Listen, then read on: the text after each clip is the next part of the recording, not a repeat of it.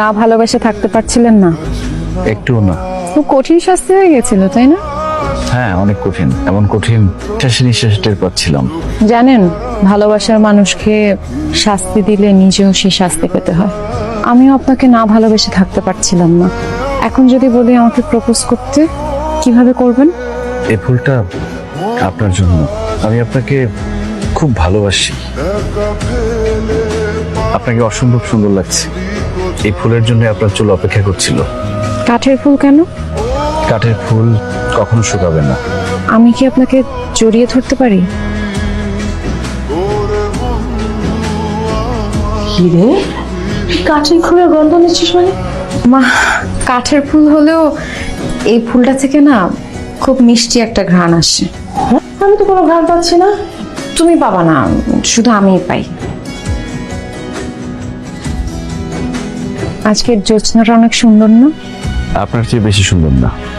জানেন, আপনার বানানো সবচেয়ে পছন্দের জিনিস আমার কাছে কোনটা?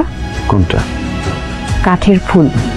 আমি জানতাম উত্তর এটাই আসবে, তাই আপনার জন্য আরেকটা ফুল নিয়ে এসেছি। আপনার সঙ্গে আমি যে সময়টা কাটাই, সময়টা অনেক শান্ত, অনেক সুন্দর কাটে। আমাদের খুব সুন্দর একটা সংসার হবে, তাই না? কিন্তু আপনার বাবা? বাবাকে আমি রাজি করাবো। আপনি তো আপনার বাবার কথার বাইরে যান না। যদি আমাকে না করে দেয়? আমরা দূরে কোথাও চলে যাব। দাঁড়াও বাবু, তুমি ইদানিং এত ঘন ঘন কোথায় আসা যাওয়া করছো? বাবা, বই কিনি, কলেজে যাই, নীলাদের বাড়িতে গিয়েছিলাম, ওখান থেকে আসতে একটু দেরি হয়ে গেল।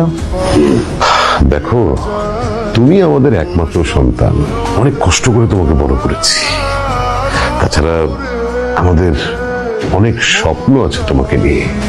একজন শিক্ষক পরিবারের সন্তান হয়ে তুমি নিশ্চয়ই এমন কিছু করবে না যাতে করে মানুষ আমাকে কথা বলার সুযোগ পায় যে আমি আমার মেয়েকে উপযুক্ত শিক্ষা দিইনি।